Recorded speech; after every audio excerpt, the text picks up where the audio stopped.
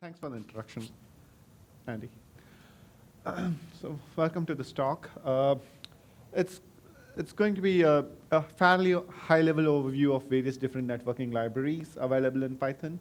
Um, so about me, I'm a Python core developer. I'm a maintainer of the urllib and related modules, wherein if you raise bugs or request features in urllib, urllib2, HTTPlib, CGI, things which interest me in terms of mostly networking and URLs related, I would probably fix them, and then you can contribute to the Python. Have a good time. Uh, so why is this talk? It improves. So with this talk, like what am I aiming for? I took this chance to look at the other related libraries available in the networking world, because I'd been hearing a lot about the request library and the HTTPlib2 and the other couple of libraries. And there have been a lot of feature requests in Python standard library modules too to support various different facilities to that. So it's a good opportunity for me to learn the other stuff in a fairly overview and present to you in terms of what capabilities are available in the standard library, what's available outside of the standard library, and how everything together can fit your network library requirements and needs. Okay, that's fairly comprehensive in terms of the ecosystem of networking libraries in Python is pretty stable. There are a lot of good libraries available, and even the standard library modules are pretty good in terms of it will help you do most of your tasks, unless you have some obscure task which is like fairly less amount of people would need it, but still it's available by some other library. So it's always good to be aware of the tools ecosystem of what's available to us in terms of developing applications. And when would you need a networking library? Suppose your task is to develop a server. Okay, you're working for a company which asks you not to use the Apache server, but to write your server on your own, which can do a custom implementation of request handling and then give a particular response with a different set of protocols. You might go about writing a networking library, but you better not write a networking library. You use a networking library and build your server. When you're writing clients to talk to a database server or some other server, then you might need a network library. You might try to do a distributed computing application where you try to do load balancing between different applications, and you might need a networking library which can talk to each other over the sockets. So those are the particular fairly scenarios where you get a networking library. And most of us who are web developers, sorry for that.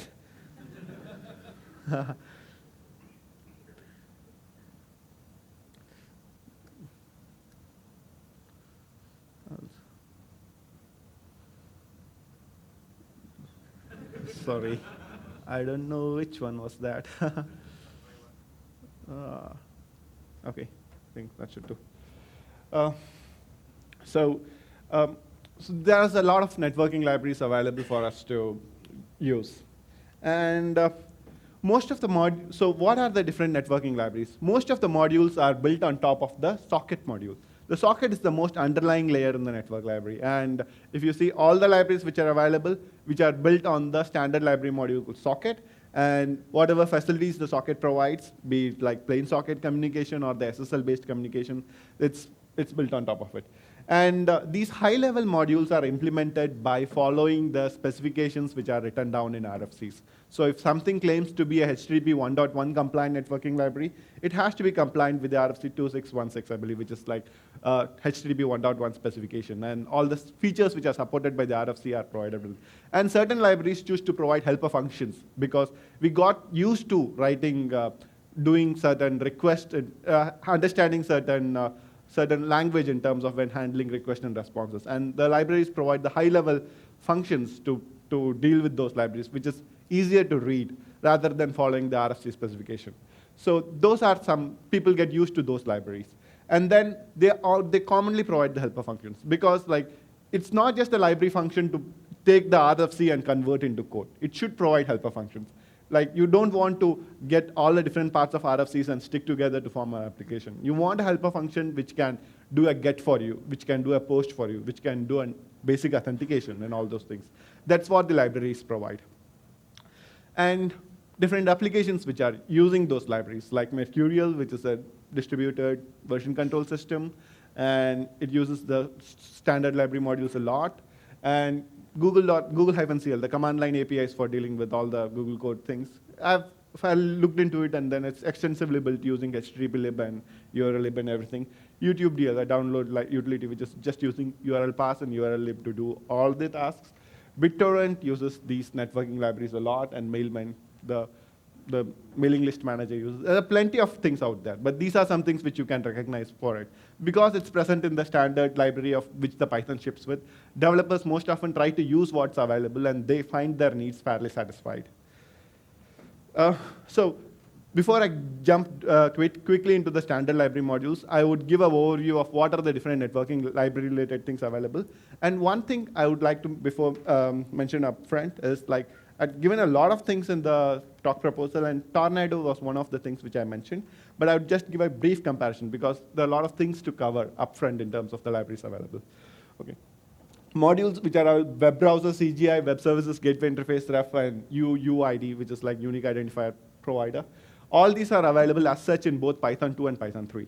The reason I'm highlighting them is when we are working with Python, we should write for both Python 2 and Python 3. And Python 3 is moving fast, and the core developers are working in Python 3.3 right now.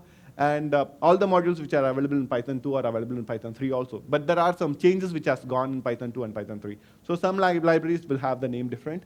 Web browser is to deal with the browser. But if you're into browser-based testing, there is Mechanize available, which can give you cookie support and then driving the browser using the Mechanize library. But the web browser is just for implementing browser open and browser tab open and everything. There's CGI module, which is used for dealing with the CGI tasks. And web services gateway interface ref is a reference implementation of PEP 333, which just gives the idea of if you want to build a fairly stable, small web services gateway interface application for that, you can use that, and UUID for providing the unique identifier. In both Python 2 and Python 3, the libraries for handling the FTP protocol is available: FTP-lib, POP-lib, and IMAP-lib, and SMTP-lib, and telnet-lib. Fairly lesser used, but these are available. And we don't see applications which are using telnet-lib often too, as in they're remote right now. But in terms of the URL handling library from 2 to 3, the changes have been urllib and urllib2 have been separated into 3 parts. One for handling the request, which goes to request, and then for giving the response code, which is in urllib.response, and for parsing the URL, which is urllib.parse. And most often you will use urllib.request and urllib.parse. And the 2 to 3 tool, which comes with the Python for converting Python 2 to Python 3, takes care of converting your code to 2 to 3, which will replace the urllib and url2 appropriately where it needs the request and where it needs the parse. The response is used within the urllib package, so it's not fairly that we may need it, but that's available. And the parsing capabilities are available in the urllib.parse. The HTTP-lib, which was present in Python 2, is moved into a HTTP package, which is available in the form of HTTP client. The cookie lib was available, it's not cookie kib, it's cookie lib, available in cookie jar, and cookie is available in terms of HTTP.cookies. The different reference implementation servers, okay? I'm careful in choosing that. It's the different reference implementation servers. These are not production for it, but there are base HTTP server, simple HTTP server, CGI HTTP server, and socket server. These are available just for your one-off servers. It's if you want to test something, are available inside the HTTP server and the socket server modules. Okay, these are not production ready because they are not asynchronous. They handle the request synchronously. But it's a very good educational tool for you to look at how the servers are implemented and get started with your server implementation and networking world. XML libraries, xmlrpc packages available, which handles both the xmlrpc server and the client for doing an xmlrpc communication. It's available in the package called xmlrpc in Python 3. So these are the overview of different networking libraries which are available within the standard library. Okay, so if you need any of those, it's available in the standard library. Now let's go a fairly higher overview into one of the things which I know well, which is like a urllib. It's a high-level interface of fetching data from the web. It's like your client of your system. It fetches data from the web. It does the get, post, and does the different kind of authentications which are available. And it all starts with the helper function by name urllib.urlopen. And but down the line, I will show you what kind of the design pattern which follows in terms of how it knows what it should do based on the URL. urllib2 is also the same thing with the additional support for having different handlers depending on protocol. For example, the idea is it's a builder pattern wherein you have different handlers for handling different kinds of requests. If you want a basic authentication or a digest authentication, you create an instance of the handler and attach it to the opener, and the opener can take care of associating itself with the correct URL to get the response. So the whole idea of that builder pattern is it's extensible. If you want a new kind of a handler to support your different your networking needs, it's available. You've got to extend the available handler or write your new handler to do that. And of the recent discussions I see in the Stack Overflow and others, people have found it difficult to write a new handler, and that's where the new libraries have been coming up. When it started, I think it was good because people welcomed the new idea of writing your own handlers. But now writing handlers have become so common that they need something much more higher. They need some library available with a lot of supports already. They need a curl-like thing. So it's still a good one. If you want something implemented on top of it, still available. And there are also libraries like requests which are available providing the much higher level functionality too. What are the new updates which have gone in the urllib too? Support for SSL certificates for HTTPS sites, you can point it to a certificate path and a hashed location of certificates in the URL function. It's available from Python 3.2 onwards. It's been fairly sort of featured in that. Post and iterable, which is available in Python 3. So when you're posting a data, you're uploading a data, and if it's a huge data, the data could be iterable, where you don't have to load the entire data in memory. And your URL open function takes a parameter which is data equal to the data. And it can be an iterable now. So it will take care of reading the data in an iterable way and post it, which is which helps in bringing the performance of your post pretty good in terms it will not read the whole lot of data in memory. Transparent gzip support, wherein if a site provides a gzip compression, then it will do it automatically in the background. It's transparent. You won't know that the feature is happening in the transparent gzip. And how these features come about is how browsers do it. Okay, it's a fairly difficult question to answer that should the library follow the browser's behavior or not, because browsers are basically clients. They are targeted towards end users who don't. End users are not developers. They don't care about different implementations. They are okay with the transparent gzip implementation. But sometimes when a developer is using a library, he wants it to be fairly close to the RFC specification, not how the browsers are implemented. So these kind of tension is there, and good choice is made in terms of if you really need it or not, and then it goes into the library module. There have been numerous bug fixes in terms of how handling the relative URLs and then parsing the URLs and this thing. And this is where I said in terms of the builder pattern, which is builder design pattern, which is used by the urllib2, wherein there's an opener director which directs different handlers of what different tasks to do. So you have a HTTP handler, you have a HTTPS handler, you have an FTP handler, you have a FTP, you have other different kind of handlers, like basic authentication, digest authentication, and all the handlers. And the director instantiates all those handlers and creates an opener, and that opener, when it gets a URL, it kind of delegates the task which it needs to do to the particular handler. Suppose if you want to write a new kind of an authentication handler by name WSSG authentication handler, all you have to do is subclass the base handler and then write your authentication handler and instantiate it and then put that into an opener director. And then when you get it, you give a particular code. There is a way to work with the builder pattern. And when your application is ready, you have your urllib2, which can support this new kind of an handler. So that's fairly extensible pattern which it uses. Simple examples in terms of, by default, it does a get, and you have to do an URL open. And when doing a post, you have a URL encoded data, which is good, actually. Why I'm specifically saying this URL encoded data is the next library which we are going to see, request, which says that doing this URL encode is also not a good idea. People are not used to it. They want to post the data immediately, which handles that in the backend.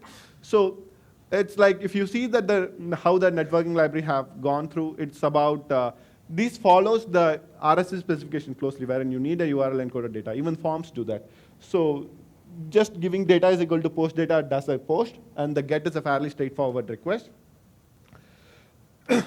So this is how the digest authentication handler works in terms of you have a urllib2 HTTP digest authentication handler, which can get you, digest authentication handler requests a username and a password, and the authentication handler, you get the password with the realm and the URL and the username and the password, and you install the opener here with the build opener with the authentication handler.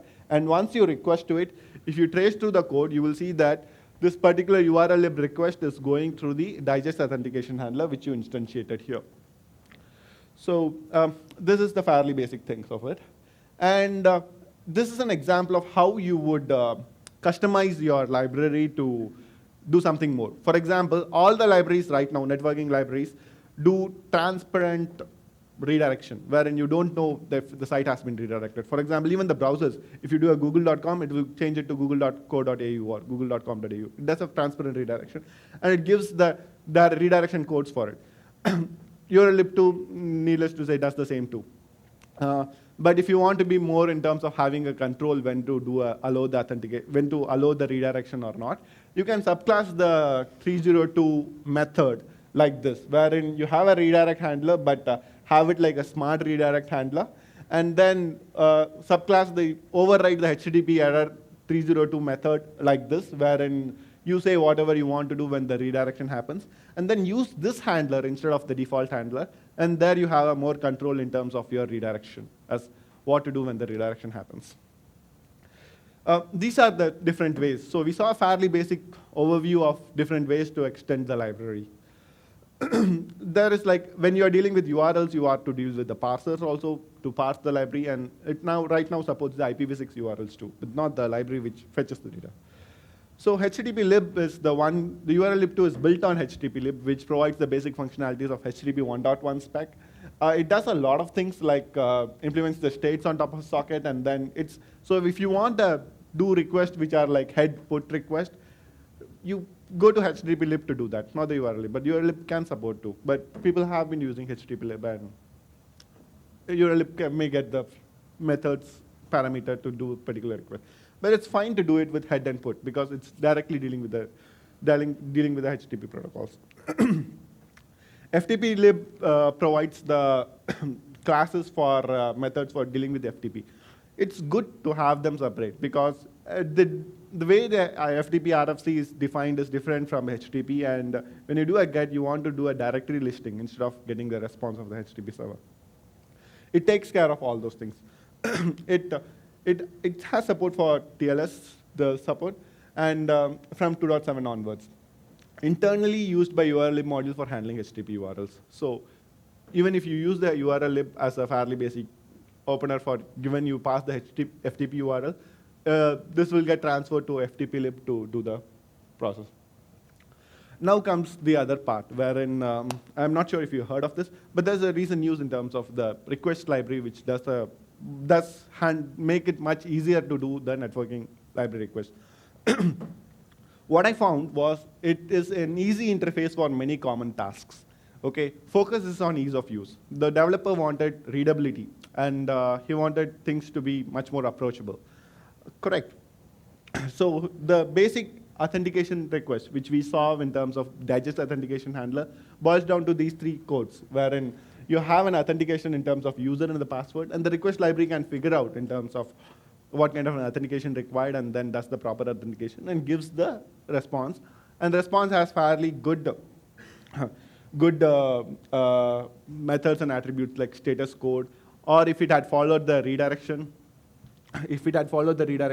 it gets the list of all the redirections which has went through, you can look up to. Pretty good. And it has it's like the whole idea about the request library is ease of use. We have seen many different libraries and the web frameworks libraries come up with certain things which help us reuse the concept. And request library is pretty good at it. So a person who's starting with it may look at it, but you have to remember the request library is in turn implemented on top of urllib. So someone who wanted the higher level interfaces for most common tasks has written a wrapper libraries which can do get, post, put, head, everything, and provided a uniform interfaces. And looking at those libraries will give us an idea in terms of standard library also can move forward in this direction. So this was a good one.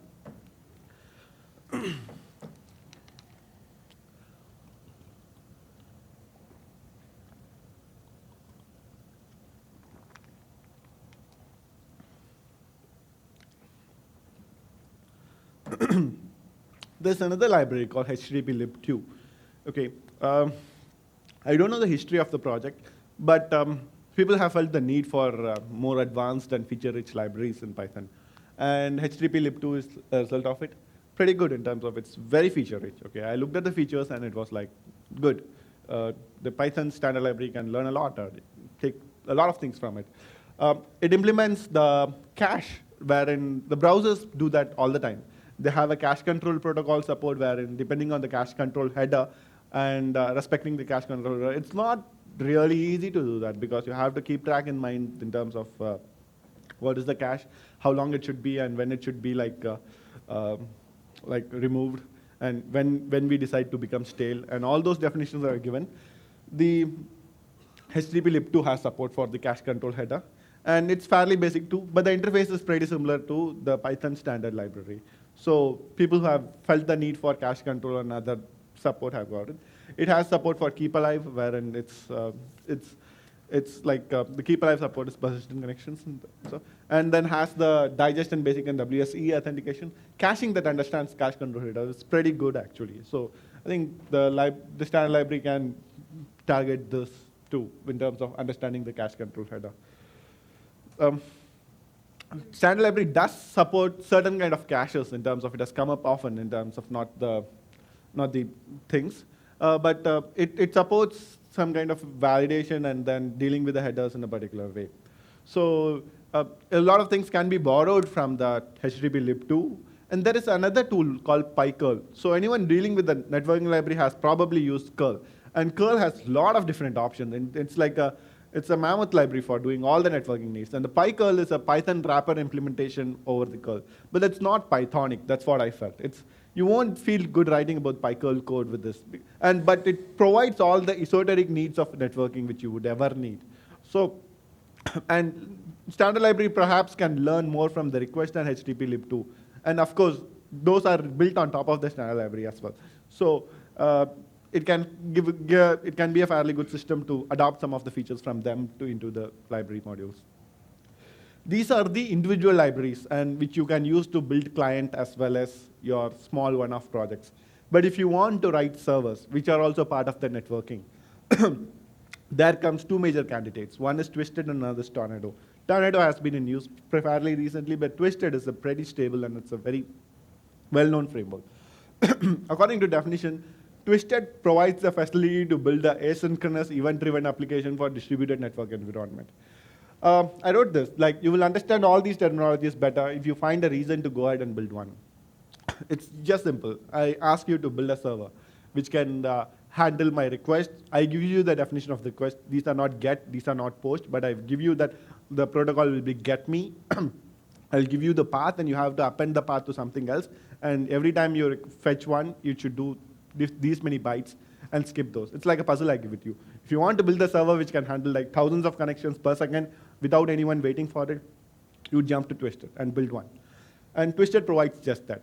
And how it does is it works by the concept of deferreds, and it's a reactor pattern. So you have to look at it how the GUI works, wherein there is an event loop which is always running for you to act upon the event, like a GUI, like a browser is always running, and when I click a mouse on something, it happens.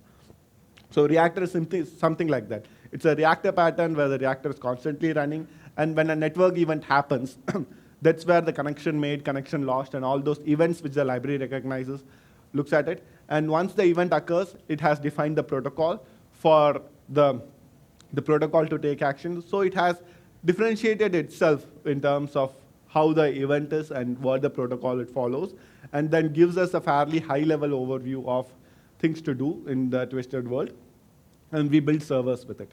So that's the idea about Twisted. And it works on the select-based event loop reactor, which is default, but you can also have the epoll-based reactor, which can be fairly faster when compared to other other asynchronous libraries. So implementing servers would go to Twisted, and these fairly cover the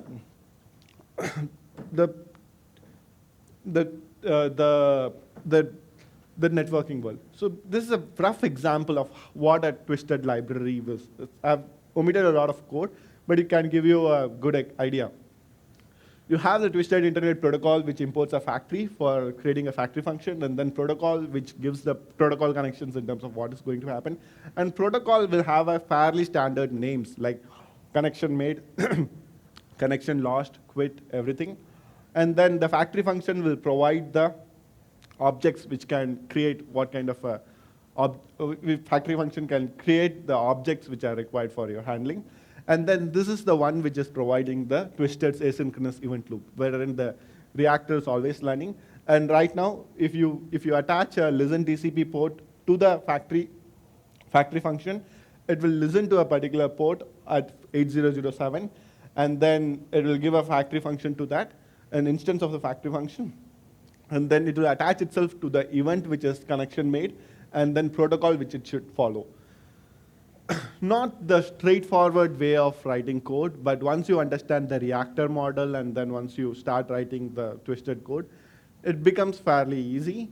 As in, it's always kind of a templated, as in like you write a good template of code once and then you use the code again and again to redefine it and then reuse it and then write a twisted library.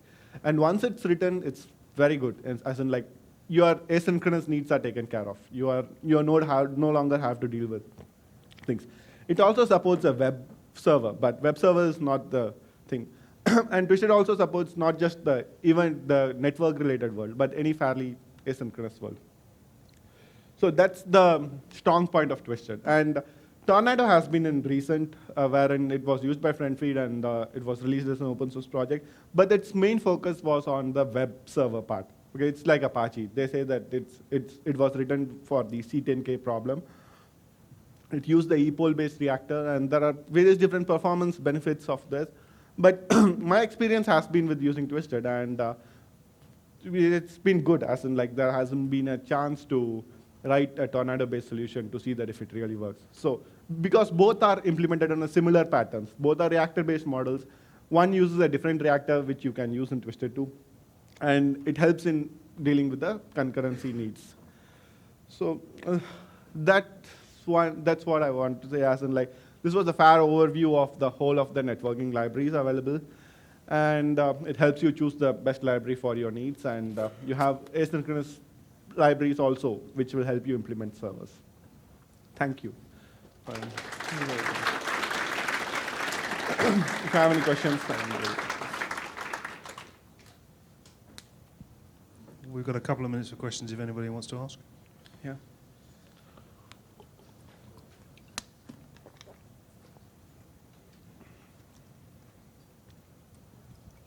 Are there any plans for server name indication support in HTTP lib2? Which one? SNI support, server name indication. SNI? Yeah. In HTTP lib2? Yeah. I am not sure of the HTTP lib2's thing, but I don't know, I'd say. It may come in, so if you have a SNI support in terms of request in HTTP lib, you can raise a bug and then you can follow it through. When in HTTP lib, I mean, which is in the part of the standard library.